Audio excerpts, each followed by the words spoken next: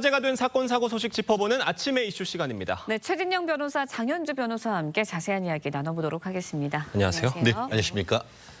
앞서 전해드린 대로 경찰이 주식 차명 거래 의혹을 받는 이춘석 의원에 대해 강제 수사에 착수를 했습니다. 전담 수사팀이 꾸려진 지 일주일도 채 되지 않은 시점에 압수수색이 나간 거예요?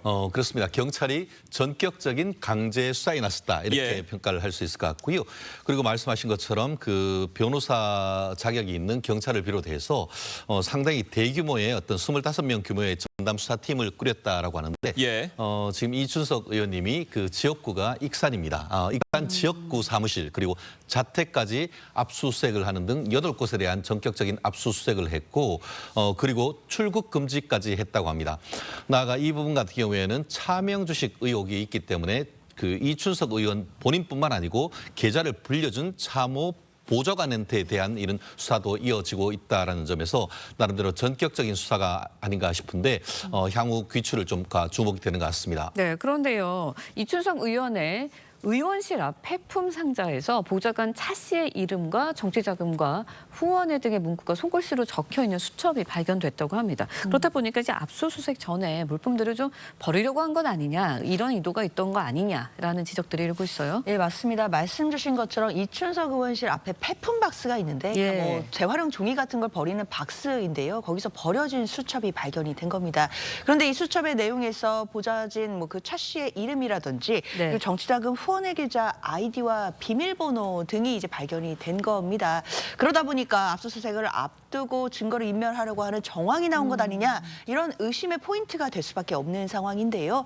아마 이제 경찰 수사팀으로서는 이런 부분들이 이제 증거 인멸에 우려가 있는지 이런 부분도 눈여겨볼 것으로 보이고, 다만 중요한 것은 이 수첩의 내용이 좀 중요할 것 같아요. 거기 적혀 있는 뭐 아이디 비번이라든지 아니면 뭐 추가적으로 다른 내용들이 있는지 또는 이 혐의와 관련된 내용들이 있는지, 이런 부분들이 좀 더 중요하게 다뤄질 것으로 보입니다.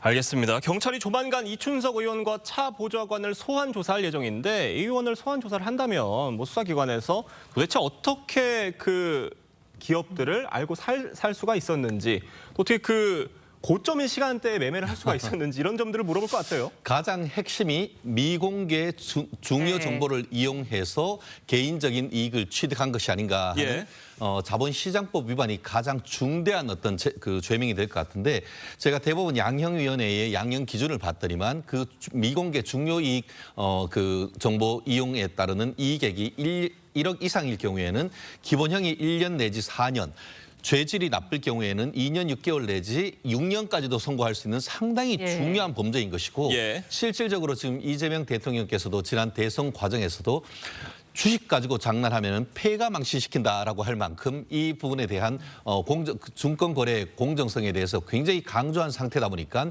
수사기관도 굉장히 이 부분에 대해서 중요시 여기는 것 같은데요.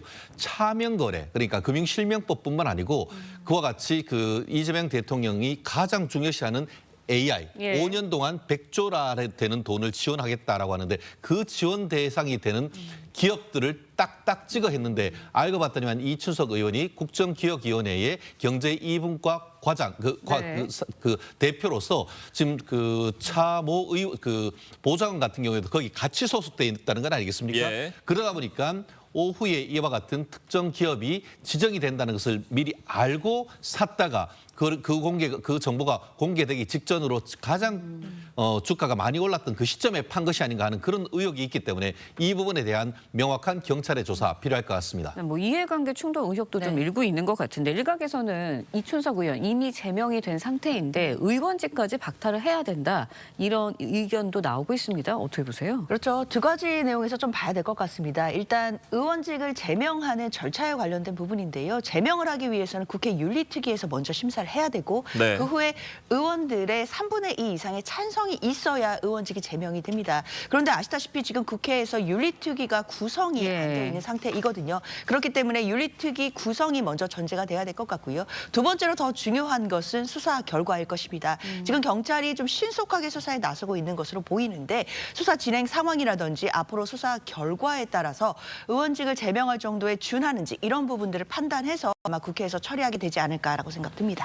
국민의힘은 이른바 이춘석 특검법을 발의하기도 했는데 이 특검을 하게 된다면 국민의힘에서는 민주당이 지금까지 그래왔던 것처럼 이번엔 민주당이 빠져야 된다 이렇게 얘기를 하고 있어요. 그렇습니다. 사실 특검을 주장을 하고 있고 실제로 중대한 권력형 금융범죄 게이트다 이렇게 네. 얘기하고 있지 않습니까?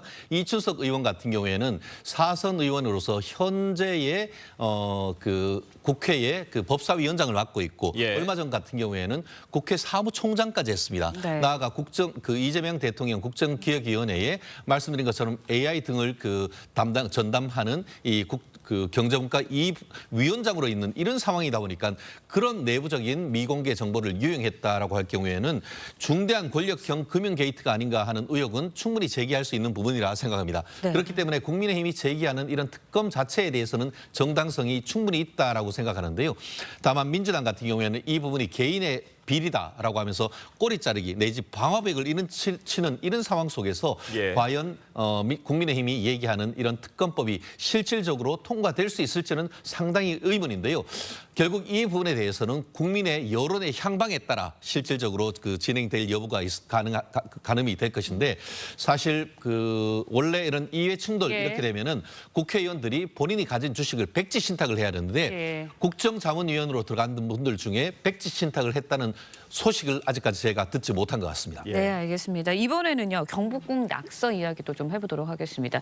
한국 대표하는 문화유산 경복궁 또다시 낙서 테러를 당했습니다. 7시간에 거쳐서 낙서를 1차적으로는 제거를 했어요. 어떻게 된 일이에요? 그렇습니다. 어제 오전이었는데요. 광화문 석축에 저렇게 검은 매직으로 낙서를 한 70대 예. 남성이 붙잡혔습니다. 낙서 내용이요. 국민과 세계인에 드리는 글 트럼프 대통령이라고 적다가 지금 적발이 된 상황인데요. 가로로 1.7m, 세로로 0.3m나 되는 크기의 낙서를 광화문 석축 기단에 저렇게 검은 매직으로 해버린 겁니다. 네. 국가유산 측에서는요. 가림막으로 이제 가려놓고 7시간 동안이나 낙서를 제거했고 전문가 5명에서 6명이 동원이 됐는데요. 약품으로도 쉽게 지워지지 않아서 오후 2시경에는 레이저 기기까지 동원해서 지울 수밖에 없었다라고 하는 안타까운 상황이었습니다. 이런 낙서범들은 체포가 되면 통상 어떤 조사를 받게 되는 거예요? 참 안타까운데요. 예.